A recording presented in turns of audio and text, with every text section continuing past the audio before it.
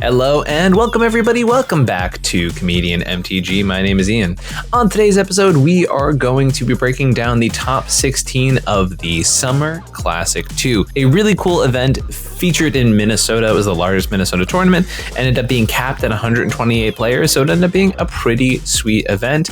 I was nice enough to have North Star cEDH get me out there for attending this tournament, and they were amazing to work with, and I'm super glad to be able to break everything down for you all here today. And talk about our top 16 deck list, where there's some pretty good spice here in the top 16, and definitely really cool to start out with our 16th place deck here with someone that I coached leading up to this tournament. Also, if you're interested in cEDH coaching, you can reach out to me at comedianmtg@gmail.com, or you can use any of the things in the link tree in the description of this video down below.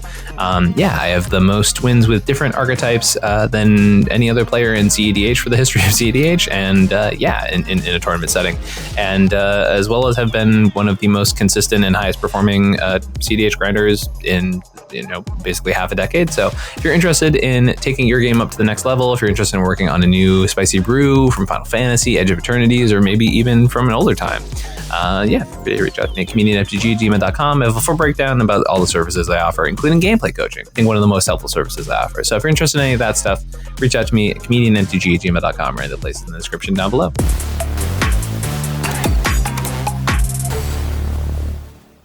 I worked with Kai here on his Kefka list, and he was able to make top 16 of this tournament. We actually had a really clean cut for this tournament. Everyone who got 12 points made it into the top cut. It was 5 rounds of Swiss and then into top 16. So let's talk about this Kefka list. So it is very mid-range Kefka with a couple of pretty cool pivots associated with it, right? So what's really interesting about this Kefka list is that it does have a Reanimator sub-theme. We have a Hoarding Broodlord line here and present in this deck. For those who haven't seen the Pinnacle Monk Hoarding Broodlord lines, the way that the line basically works is that you get Hoarding Broodlord, you go grab your Saw in Half, which is the classic finisher for Broodlord, right? It basically turns this card into a 1-card combo. You Saw in Half your Broodlord, so as soon as Broodlord hits the field, you just need to be able to have access to either 2 creatures to convoke or 2 generic mana to be able to start winning the game. Your 2 tutor targets are Pinnacle Monk and the card Burnt Offering. You use the convoke ability of the half copy of Broodlord to make 8 mana. Use 5 of that mana to cast the Pinnacle Monk. The Pinnacle Monk picks up the Saw in Half, which then 5 and 3 makes 8 mana in particular. You're then able to Saw in Half the Pinnacle Monk over and over again, and the loop is going to make you 5 mana and only costs 4, right? So you're basically able to make infinite black and red mana, and at that point, you still have another Broodlord that you can Saw in Half, plus a number of different ways to be able to actually win the game at that point. So infinite black and red mana, and the ability to use Broodlord over and over again too. So obviously at that point, it's pretty easy to win. The other win conditions classically, fastest Oracle Demonic Consultation, etc., etc. There's also the Underworld Breach lines available in this deck. You'll notice that there is no Ad Nauseam, kind of being replaced by the 8-mana dragon that is present in this list. But there is, in fact, a Necro Potence in this deck, alongside some of these Instant Speed Reanimate stuff. One of the things we had talked about during our session was being on Necromancy in particular, because it opens up so much flexibility as far as winning the actual game at instant speed through some instant speed reanimates, which is pretty sweet. Apart from that, it's a pretty classic Grixis shell, right? There's a lot of stuff you would traditionally find in Grixis. You're just replacing the Nas plan with a bit of Reanimator plan, because Kefka in general asks you to have a bit of a higher curve, right? Also, notable inclusion Generator Servant, which is one that we definitely talked about, which is so cool with Kefka, because if you're able to, for example, play a Mox in land into Generator Servant, if you play another land drop, you're able to have a turn 2 Hasty Kefka, right? And Hasty Kefka that gets an ETB and an attack trigger is pretty sweet. This might be one of the first time we featured Kefka actually in a top 16 breakdown, so I guess I should read this card. For Grixis, it's a 4/5.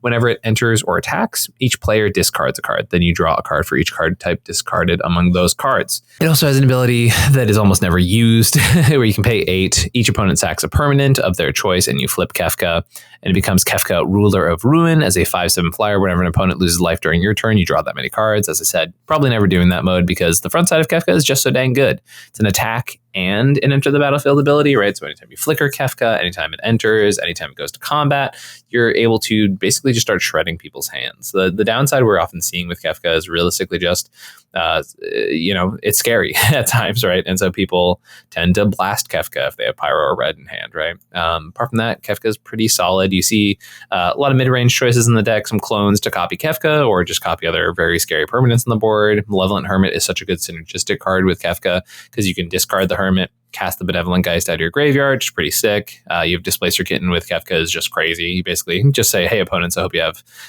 you're okay with not having a hand anymore. And then you just keep playing spell after spell after spell after spell. Usually can put yourself in a winning position after a couple spell casts. And apart from that, we're looking at the classic Grixis options here, right? We got some Mnemonic Betrayals, you've got your Necropotences, Necropoti, I guess, things like that. Shout out to Arena of Glory in the mana base, just giving you your hasty Kefka whenever you need it. So very cool stuff here from Kai in this 16th plate deck list. Congratulations.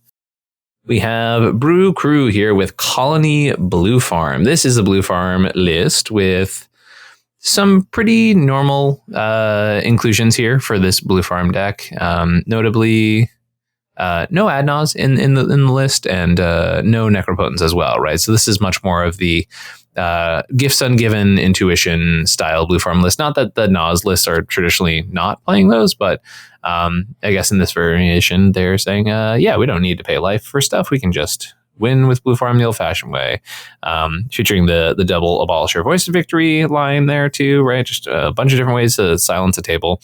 Very interested to see Reign of Filth and Cabal Ritual in a version of Blue Farm in which they are not, basically using their main black mana payoffs, right? So it's mostly there, I'm assuming, just for the Underworld Breach lines, which this deck features once again, has Breach lines, has Thassa's Oracle Demonic Consultation, the classics of Grixis, and doesn't even have Mnemonic Betrayal as a backup win con. So I'm kind of curious to see how they win post Thassa's Oracle, because there's not even a wheel for like Brain Freeze. Like if something happens to their Oracle, I'm not sure what their win condition for this deck is, which is kind of interesting.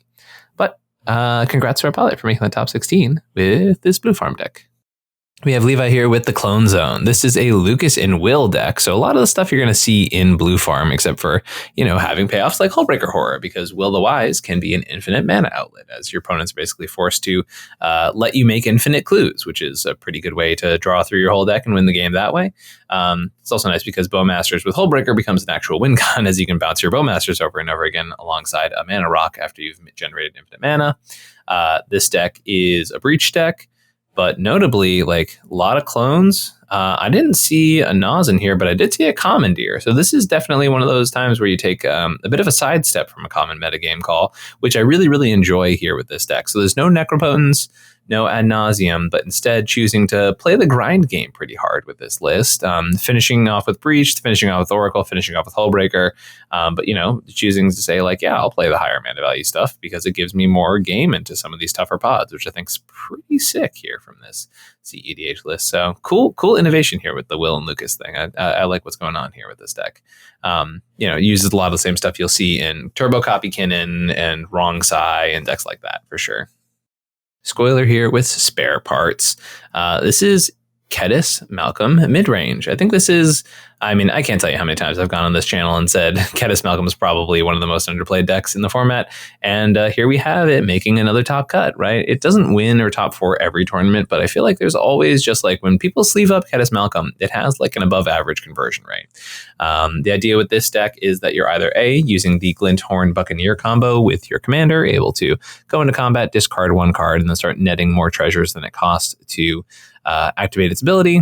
You have Magda in here for some high value targets, and then you have the hack combos are most prolifically known, as well as, I guess I should mention, there's Niv with any of the curiosity effects like Tandem Lookout, Curiosity, etc. Ophidian Eye is the other ones.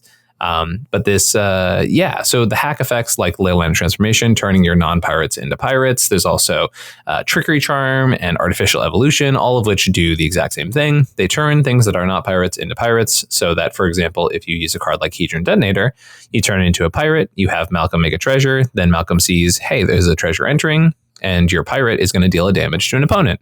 And then Malcolm says, oh, hey, a pirate dealt damage to an opponent.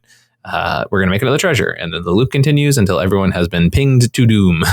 So there's Reckless Fireweaver that you can do that with. Sunshot Militia, which allows you to tap 2 artifacts, creatures you control to ping an opponent. There's a lot of different ways. Xiao Jun, which is one of my favorite underplayed hack enablers. So very, very cool to see this this list available. Also, if you want to see me do coverage on this top 16, I didn't do fantastic in the tournament. Brought VV, but it was a bad metagame call, unfortunately speaking. So, but if you want to see, I did do coverage over on North Star cEDH's channel. And I covered the finals and the semifinals, which is pretty cool. All that being said, very cool to see this Malcolm Kettis list. Love seeing the 5-mana Teferi. I think this is an underplayed option here, and especially in a deck like Malcolm Kettis, where you're making, a Black Lotus every combat, it tends to come up that you can use a little bit of that extra mana and not necessarily get punished for it, which is pretty sick. We have a Rog Thrasios list called Habaniro Simic by Whiskey Dingo. This is a classic Rog Thras option. For those who aren't familiar with this archetype, this is the Turbo Gaia's Cradle deck of choice for the format. There are other ones that do exist, but this one is the most prolific. What you will see here in this specific version is this is much closer to the Sam Black variant, which is you actually play almost no red whatsoever, with the only red spells being Gut Shot, Deflecting Swat, and Flare Duplication, and none of your lands technically being able to tap for them, except for, I guess, like Command Tower. The deck is truly Simic, using Rograk as a free Cradle enabler and a splash card more than anything else. Druid of Purifications usually give away that they're playing the Sam Black list pretty frequently. But yeah, a lot of really cool stuff there. Magus the Candelabra is a pretty cool one when you have a Cradle out. Basically, most of this strategy is going to be pretty simple. You're going to have ways to go get Gaia's Cradle. You're going to put Gaia's Cradle into play. You're going to make a bunch of little guys, and then you're going to tap it for a bunch of mana. And you're going to keep doing that until your opponents have deceased. Now, in this variation, there's a number of ways to be able to capitalize upon these decks. Some of the classic win cons are using things like Eternal Witness and the instant snap to bounce your Eternal Witness over and over again. And if you have a Gaia's Cradle out and at least 5 creatures, that goes infinite there. You have a Boros Breeze Caller, which is like the definitive card in this archetype. Breeze Caller allows you to bounce a land to allow you to untap a land, and you can use a Boros Breeze Caller to grind in the mid game, but specifically if you end up getting the fantastic Talon Gates of Madara, you can put it back into play over and over again, and as a Boros bounces, you can put it back in, bounce, put it back in, bounce, put it back in, and this is an instant speed, not using the stack way to go infinite with Cradle, which is obviously like the whole point of the deck. So very cool stuff here from this list. Rog Thras very clearly showing itself to be one of the top 3 decks in the format as of right now, and putting in a lot of work. Y'all, I'm not gonna lie, I've perfected my Heavy Play setup and I feel really good about it. Heavy Play has been sponsoring this channel for some time, and I took the sponsorship with Heavy Play because I genuinely love these products. Heavy Play is what I use for my own personal collection. It's what I use for going to tournaments, and they don't pay me to bring Heavy Play products to events. I just do that because I like the product. So Heavy Play, I have my 3-tier setup, which is great. I have my deck box with my actual deck in it. I have my thing with my tokens are on the side over here, but this is where I put all my tokens in the smaller 100 card exclusive one. And then I have all my dice in my dice tray right here that's magnetically attached. And it's so convenient when I use the Heavy Play magnetic mat, set it down on the table. Everything is magnetically locked into place. So I'm not worried about people knocking up my deck box in the middle of the tournament or not having access to my tokens and my sleeves. And like, it is genuinely such an amazing convenience to have access to. I'm so grateful that I have Heavy Play products. Legitimately, like, this is just something I'm so happy to talk about because I legitimately use it every single tournament. If you use code Comedian checkout, you can get 10% off of your order at heavyplay.com. And they've got some new sleeves, colors. They wanted me to shout those out because I saw them at MagicCon and I was like, what do you guys got that's new? There's a bunch of new colors for their sleeves. And according to one of the reps, they are looking to potentially move towards, using those new, a new factory for their sleeves, which is kind of interesting. So really cool stuff there for Heavy Play. Check out heavyplay.com/comedian. We've got another Blue Farm list here, this one by Avacyn41, and like when we do similar decks in the past, we will just run a little comparison page between the two of them, which is a fantastic feature here on Moxfield. So as we can see, there are 16 cards different. This is the representation of the Brew Crew list, which was our first one. They're on Intuition, which apparently this other one is not. They were also on Flare, Dragon's Chandler, Delny, Oppo. A lot more creatures in this other version. No Gamble in our second Blue Farm list, which is definitely surprising. We've got a Gifts and Given package here with Snapcaster Mage. You have Necro in the deck, Adnaz in the deck. Makes a lot of sense.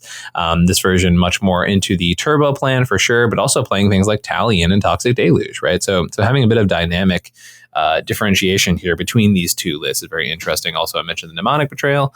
It's kind of that backup win con. Bergie here, definitely associated with some of the faster farm lists that exists right now. So very cool to see that. But traditionally, you do see like Bergie with the flares and the Dragon Rage Channelers of the world. So kind of interesting to see, different pieces of both variations of the strategy in each version of the deck. Also kind of interesting to see the traditional Gifts and Given line. For those who aren't familiar with it, you have Reanimate, Snapcaster Mage, Thassa's Oracle, and Demonic Consultation. And basically, no matter what your opponents give you, as long as you have 4 mana available to you with certain combinations of blue and black, you're able to get things. I guess you need 5 mana because you need, if they give you Snapcaster Mage, Thassa's Oracle, you need blue, colorless blue, black, right? So it's Snapcaster, Oracle, and the black mana to Flashback Consultation. So as long as you have blue, colorless, black, you can win the game with Gifts and Given pile, no matter what your opponents give you, which is pretty cool. And I guess as long as they don't have Graveyard Hate Out. We got a spicy one here by Dubes95. This is Zimone Current Configuration. This is, I guess, Zimone, it's the current configuration of the deck. That's not the name of the commander. It's Zimone Mystery Unraveler. This is a really cool deck that I think has been starting to be talked about. I know in this region in particular, this deck is a little bit more popular, which is pretty cool to see. But this is our Duskmourn Face Commander, which says whenever a land you control enters, manifest Dread.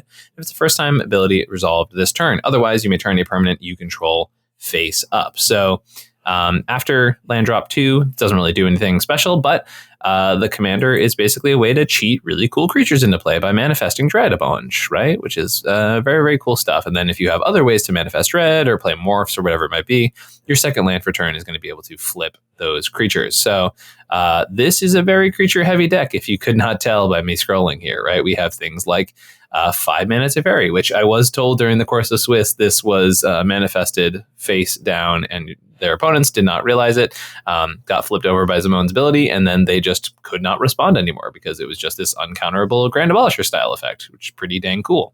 You have Hullbreaker and Tidespout as basically win conditions in the deck. You have AC allowing you to get some value, draw a bunch of cards, a bunch of landfall payoffs here. You got a Poor Inoculus, which is so cool. Paranormal Analyst is one you will never see in other decks, but basically here, whenever you manifest Dread, instead the card you would put in your graveyard, you just put it in your hand instead, right? So now every manifest Dread is putting a 2/2 face down while also getting a card to your hand, which is pretty cool. Playing a lot of the Thrasios payoffs from like the Aboro lines, right? You have Gretchen, you have Aboro Breeze Caller here, which is pretty cool. Definitely a heavy land-based synergy and a heavy creature-based synergy, looking at 29 lands here, or 29 creatures, pardon me, and 33 lands in the cEDH deck. Playing some crazy stuff like Walking Closet, Trade Routes allows you to bounce your lands over and over. Exploration allows you to play multiple land drops. Earthcraft gets you extra mana off those basics. Very minimal artifact package, and supporting that, we see this Collector Roof here in the 99, which I think is pretty good meta call. It's a very powerful card right now if you can break parity on it. Plus a bunch of ways to get you some lands, which is pretty nice for this deck and a reasonable amount of interaction. So very spicy list, right? It reminds me a lot of like early Kinnan stuff, right? Like much closer to like the big flips Kinnan. But doing stuff that's a pretty unique dynamic, right? Which is also kind of interesting because like you never know what the top 2 cards are going to be for the deck, right? So there's times in which you're probably just like blowing up something that's a Mystic or a Birds of Paradise or something, but other times, or maybe it's just an instant sorcery that they can't even flip upside down, right? But sometimes they flip something and it's incredibly impactful, and that will get someone killed. We have Big Easy 33 here with The Deadest Deadpool. This is Deadpool, and this one is the deadest, I guess. Really cool to see Deadpool making a couple Tox 16s from time to time. This is a wild Deadpool list using World Gorger as a win condition. Valgavoth being the grind engine in the 99 was definitely not something I was expecting to see going into this deck tech today. You appear in the Abyss in the deck. We do not seem to have like a Nas line here, but we do have a Nas. Pardon me. Excuse me. thing. Yeah, no, very, very classic Rakdos Turbo, but just basically playing a better Gilded Drake in the command zone, which is pretty sick. You can do a lot of really busted stuff with Deadpool, but in the meantime, the deck basically says, like, I'm either going to win with the Rakdos Turbo plan or use this incredibly powerful commander to get some stuff done, right? Like a Deadpool-sized Tymna not only, like, shuts down your opponent's Tymna, but also gives you one in the command zone, right? Taking a Vivi, Tymna, and many, many powerful cards can come out of playing Deadpool, right? And then, you get to use things like multi-duplication, Twin Flame, all to make copies of your commander and yoink other cards' text boxes. So, you can keep your original Deadpool, or you can take the new version of the card, but also, even if you want it to just be like, one in a red copy of my commander, remove target text box from target creature, which is also crazy too, because Deadpool's ETB doesn't target, right? Like, it just happens. It's a replacement effect, right? Meaning, unlike with a card like Gilded Drake, right, where you can blow it up in response to the trigger, with Deadpool, you play it and it happens. It also gets around hexproof, which I would remember talking about this with Jacob, who's like the premier Narset player, and said like this was one of the craziest cards to come out against his deck. Very cool stuff here from Big Easy. This is a very cool commander. We have Sean in the ice, who was actually the player who knocked me out of contention for this tournament when we had a game where I basically had to make a 50-50 call whether to try and jam or pass it up to them. And I tried to jam and it didn't work. And then they were able to win it because they had a Grand Polisher into play, and I gave them Treasure with Smothering Tithe. But very cool list here. Also want to shout out the fact that Sean built this deck the night before the tournament. I think he said he got one game on it before he showed up for the event, and it's playing some pretty spicy stuff in here. We have like the Agatha's Walking Ballista Francisco combo in the 99, which is kind of wild because that's not traditionally something very often played in these versions of the deck list. You've got the classic Kettis Malcolm stuff going on here. Got some pirates, some fantastic Esper value engines. You're being a little bit controlling. This is definitely a super spicy variation of this list with some really cool stuff. You can win with Teferi and Displacer Kitten, for those who aren't familiar with that combo. Basically, Teferi locks down the board while your Displacer Kitten allows you to flicker Teferi every time you play a mana rock, and as long as you are playing mana rocks that make more mana or at least even mana with what they are doing, you can bounce them back to hand with Teferi and then replay them with Kitten, which will allow you to flicker the Teferi and allow you to go over and over again. It doesn't make infinite mana, but allows you to draw your deck, which is very important in a deck like this because you can just clean it up with a nice little Thassa's Oracle. So really cool stuff out of this list here. Definitely was not expecting some of the Agatha Spice and stuff like that, Necro Alliance, all those things. So really cool Kettis Malcolm list here in this top 16 cut. And congrats for Sean for like picking up a deck, building it, and then just saying, hey, we're going to go. Hey everybody, check out ToaMagic.com. I can't say enough amazing things about ToaMagic.com. It is a great place where they have an insane collection. If you want any cards from Magic's history, check out ToaMagic.com. The odds are they have it. They even have a lot of premium versions of a lot of amazing products. They have insanely fast shipping and multiple shipping options available, as well as the ability to pick up products at site. Honestly, you as an audience have been really amazing about using ToaMagic.com, and they said to say thank you. They're doing a special promo right now. So you can actually get an Edge of Eternities promo.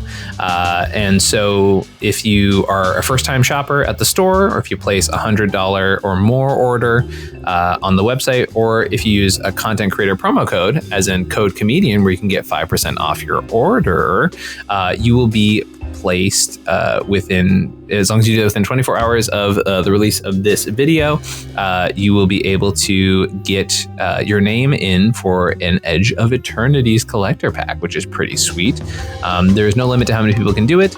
Yeah, it's going to be some pretty cool stuff. So if you want some free product, check out toamagic.com and then use my code comedian at checkout, and you can get your chance to get some Edge of Eternities collector packs, which is kind of sick for just ordering cards in a place you would order cards anyways, because toamagic.com has an amazing selection of singles and things like that. So check out toamagic.com. Y'all have been amazing about using their stuff already, and yeah, you can get some great deals on some insane cards. We have Z Rothman with TNT and Prey, and this is pretty classic TNT stuff going on. It is notable that in this variation of the deck, they are doing some of the Talon Gates Gaia's Cradle stuff with the Abora Breeze Caller in the 99, but definitely not a Turbo Cradle strategy, right? Like there's crop rotation, but there's no, other excessive crop rotation style tutors.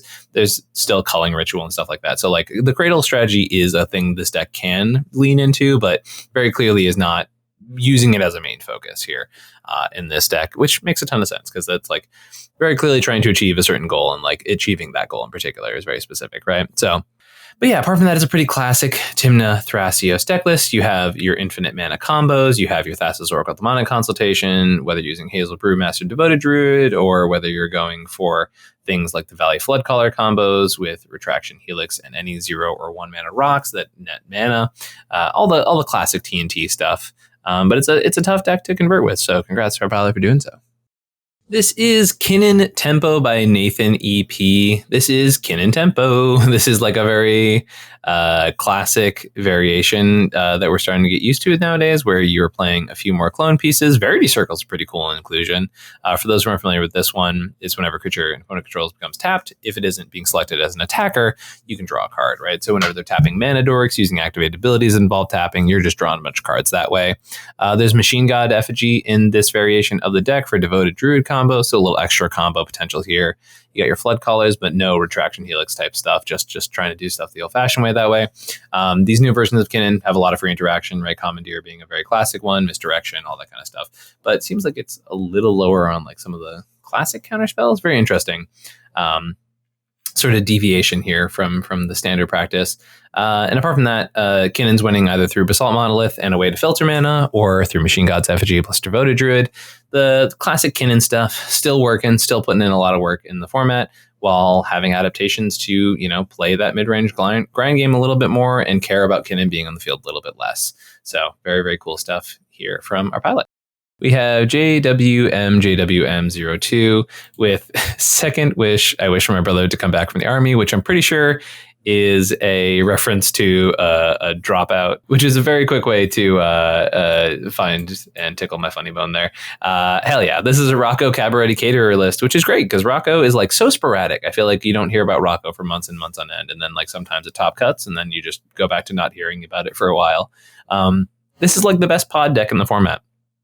Traditionally speaking, if you use Birthing Pod or Vivian on the hunt, you can use their abilities to turn Rocco into a 4-drop, which would then be, in this case, Felidar Guardian, which will flicker either the Birthing Pod or the Vivian, allowing you to go up and get your Karmic Guide, which then you go and get the Felidar back, which allows you to flicker the thing we talked about already. You go up again, get Kiki Jiki.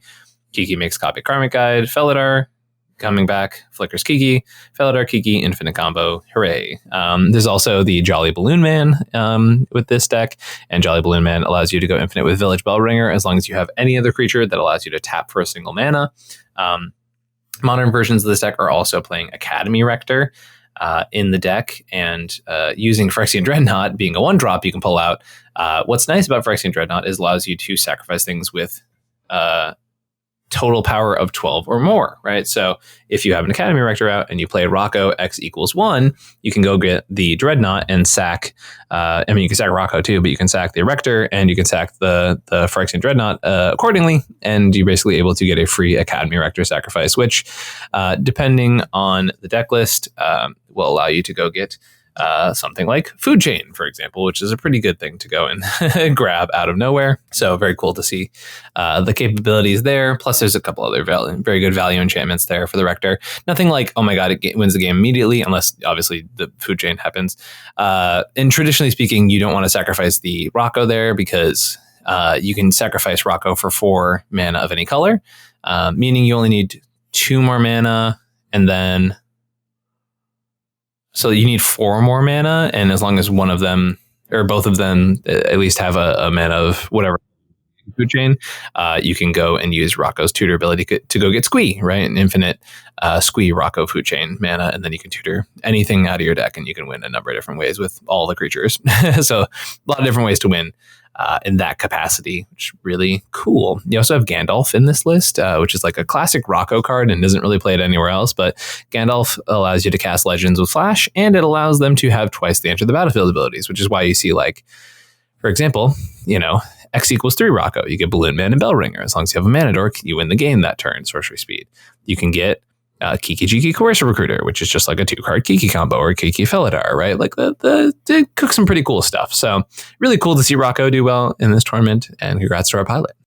We have Dopeyboy here with our first list in the top 4 playing some number thing. I don't know what any of this means. But this is the first top 4 in a major event from Wandering Minstrel, which is so cool.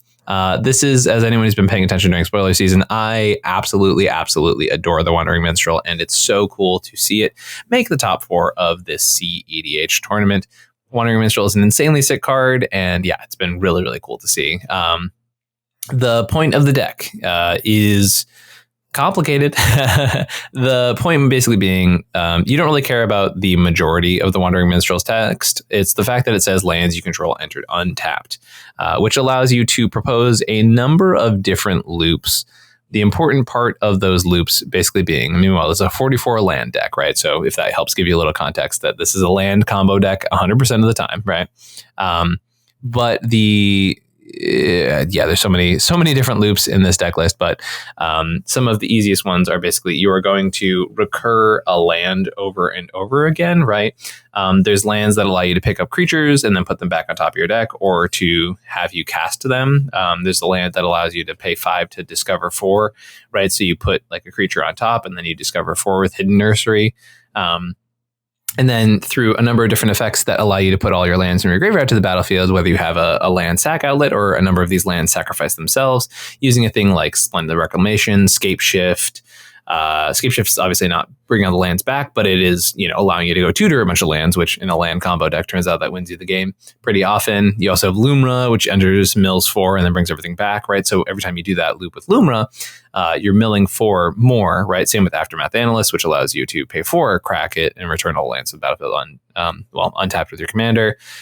It's nice to have redundancy too in the deck with Lotus Cobra, Tireless Provisioner, and Nissa, as they allow you to get mana every time lands ETB. The crazy part about this deck is the 44 lands, as I mentioned, meaning that the interaction package has to be kind of slim, right? Like you have to make concessions when you play a deck like this. And one of the concessions is the fact that you have very few slots for other things. But what you'll notice is that this is an Oz deck too, right? This deck can just win the old fashioned way ad nauseum, because turns out when half of your deck has mana value 0, your curve is pretty low, right? This is lower than 90% of turbo decks, right? So like, this deck is meant to kind of be, on average, you're drawing 40 cards, right? Like as you go through the loop. You might be asking yourself, like, okay, you have infinite land recursion. Barbarian Ring's usually the outlet there, right? You just sack it to deal 2 damage to somebody. Pretty nice and clean, easy way there. But there are a number of other ways to do this deck. I did an interview with this player as they won their top 16 match going into the top 4, and I said, this really feels like it's replaced Tayam as the most complicated deck in cEDH. And they definitely said they won a number of games during this tournament because people were so kind of perplexed about what was happening with this deck list. I guess also worth mentioning, this is a Breach deck too. And plays Necro, which I actually didn't know about the deck looking at it beforehand. But like this deck is a combination of like land style strategies and turbo, and does a lot of really cool, unique stuff, right? So it's not turbo in the sense that we all know it, but it's a quick deck that does a lot of really cool broken stuff. So very cool to see Wandering Minstrel in this top 4. I highly encourage anyone curious about this deck. There's a server for the Wandering Minstrel that I highly encourage folks to check out. But there's also there's so much to just look at through this deck list alone that I highly suggest taking a peek through. It's very, very cool to see Minstrel in the top 4. And this was definitely the deck I was rooting for going into this match. We have Zeke's Pour One Out for the homie Dockside. This is a Rograk Thrasios list. And what we're going to do is we're going to compare it to our Rog Thras list we saw earlier in our top 16. So there was about 12 cards different, and they're the 12 cards that you would kind of expect. And the difference between, as I mentioned, playing the Sand Black build, right? There's a little bit of red in this version, and they're playing Breach, Lion's Eye Diamond, Brain Freeze, right? Gamble, the pieces that allow you to get Breach online, right? And in this version, we have Cryptolith Rite, Druid Purification, right? A lot more of the green stuff that we were talking about previously, right? Now that's like the big difference between these lists. One is choosing to opt into Breach, which I've talked to a lot of Rog Thras pilots, and there's definitely debate, but it seems like more pilots are opting for the Breach plan because the other deck tends to suffer if you try and like go into a pod and you get hit with a Toxic Deluge and you're like, oh, well, I can't do anything. Whereas the Breach version just has the option to like, untap, gamble with, X amount of cards in hand, play Breach, win the game, which definitely helps. It's a little inconsistent to tutor for Breach in these colors, but at the same time, like, if it works, it works, So congrats to Zeke on your top 4 run with this deck. Major shout out to Traffic Cone here with Mike Wizardski, the Summer Classic 712. This is Anala, a deck that is not really treated as one of the top decks in the format anymore, but our pilot here cooks with this deck, and apparently, according to locals, they actually have. If you check on EDH Top 16, they have like the 2 top performing runs with Anala in the past few months. But really cool stuff here. We're seeing cards like Dragonologist, this human wizard that allows you to ETB. Look at the top 6, look for a spell. You have Thunder Trap Chainer, same thing. Look at the top 4, gets you an instant sorcery. You have your wizard tutors here, but like Kefka in the 99, which apparently was a really solid value target, and also the fact that like if you play Kefka with Anala, you get the ability to pay 1 and get that double ETB trigger. You also Special Arcanist. When it enters, you can cast an instant sorcery with equal mana value, less than or equal to the number of spirits you control from a graveyard without paying its mana cost, right? So this is a spell that allows you to basically like jump in and do it again. And if you pay Anala's ability, now all of a sudden there are 2 spirits, right? So you can get a lot of things mana value 2 or less and cast them for free, which is pretty cool. You have the opt-in to play Scholar of the Ages here in this version of the deck. Also, got a shout out over Eager Apprentice. No, it is not a wizard, but you can just discard, sack this card. It's just a Dark Ritual on a stick, which is kind of interesting. A little curious about why that one in particular is played. But there's also spicy stuff in the 99 of this list. We have Cabal Therapy there to shred people's hands. You have Blasphemous Act. I was told specifically this is why they are not playing Adnaz in this specific deck list, is because this is a Blasphemous Act version of the deck, specifically to counter things that they saw in the top 4, which was Rogthrast, right? Crazy enough, Rogthrast was looking like they were going to dominate that finals match, and the Blasphemous Act out of Anala was 100% the thing that did not win them the game. Did not win Rogthrast the game specifically. Also playing Apple of Eden, which also came up in that finals match, also in the turn where the Blasphemous Act came down. Classic cool stuff card. Last time I saw it, it was when I played it back in the Invitational, back before Mana Crypt was banned, but very cool card, and definitely I think still underexplored in certain decks, but really cool option here for cEDH. And then, a few more lands than some of the other Anala lists, which I think is great for consistency purposes. And for those who don't know, the normal version of Anala, the idea is that you play Spellseeker, and because of Anala's ability, through Eminence ability, you're able to make a second copy of Spellseeker. And with that process, you're able to go through a loop in which, not necessarily a loop, I should say, you're able to go through like a 20-something step process where you're able to get Spellseeker, sacrifice Spellseeker for some mana, use the copy of it to make copies and go through your library, get some reanimation effects, and then you do that like too many times to the point in which you get Scholar of the Ages, and you're able to start looping Scholar over and over again and make infinite wizard bodies while also recurring all of your instances of sorceries infinitely as well. So a lot of cool stuff here out of this Anala deck, and very impressed to see a deck that, once again, a lot of folks don't really treat as the top of the format be able to come to this and get second place. Ended Swiss in first place. So really, really big performance here from this Anala deck for sure. Congrats to our pilot. And we have Nightlocker here with Blue Farm. Oh, just going to win right past ya. This is the first place list that took the whole thing down. And what we're going to do is compare it to our most recent other Blue Farm list to keep it nice and consistent there. So in our winning list, we have the addition of Amphibian Downpour. We have the Rain of Filth. Stormkill Artist is a card I'm not used to in Blue Farm, which is kind of spicy and interesting. We got a Praetor's Grasp, Red Elemental Blast, Snapback, which is like the card that keeps being tested in Blue Farm over time, which is so funny. Gamble's back in this version, which makes sense. And Flare of Duplications in this one as well. On top of Orm's Champ, which is like a solid silence effect for sure. Silence effects are broken, so it makes sense you want to play more of them. Whereas our top 16 list had the Gifts Ungiven package that we talked about, kind of do like the idea of just like not playing that package in general. I think Gifts Ungiven's a little expensive for Blue Farm, if I'm being honest. No One Ring in our winning deck list. No Talion as well, which is more common, but also another no Mnemonic Betrayal version of the deck list. So another version of Blue Farm that does not seem to have a win condition if they lose their Thassa's Oracle, apart from like milling people out with Brain Freeze, right? Which, works to a degree, right? Not during a Final Fortune turn, I'll throw out there. But a lot of these low artifact count blue farm lists was like still playing Mox Opal, which is kind of crazy. But, it's mostly for the post Necropotence, post Ad Nauseam is generally where you find that stuff. So very cool. Congrats to our pilot for taking the whole thing down with blue farm. And that's the Summer Classic 2, everybody. Thank you so much for watching. Thank you so much to North Star cEDH for having me out to this tournament. While I didn't do too great during the Swiss itself, I'm super happy to have gone out to the tournament. Everyone in Minnesota was so nice. They were so awesome to share that experience with. And it was really, really cool jumping into the commentary booth again.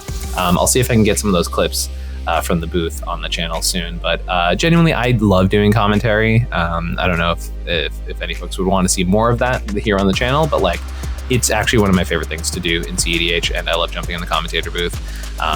So it's something I'm definitely interested in doing even more than I do now. So if folks are interested in that or might know places that people want me to do that for, I'm super interested in doing so. And it was really fun to do it again. It's something I just genuinely enjoy. I love talking about this format. I love analyzing a bunch of micro decisions, all that stuff. So super cool stuff. Super happy to have been out to this tournament. Thank you all so much for watching. Let me know what you think the coolest thing you saw from today's Top 16 breakdown. I'll catch you all next time. Peace.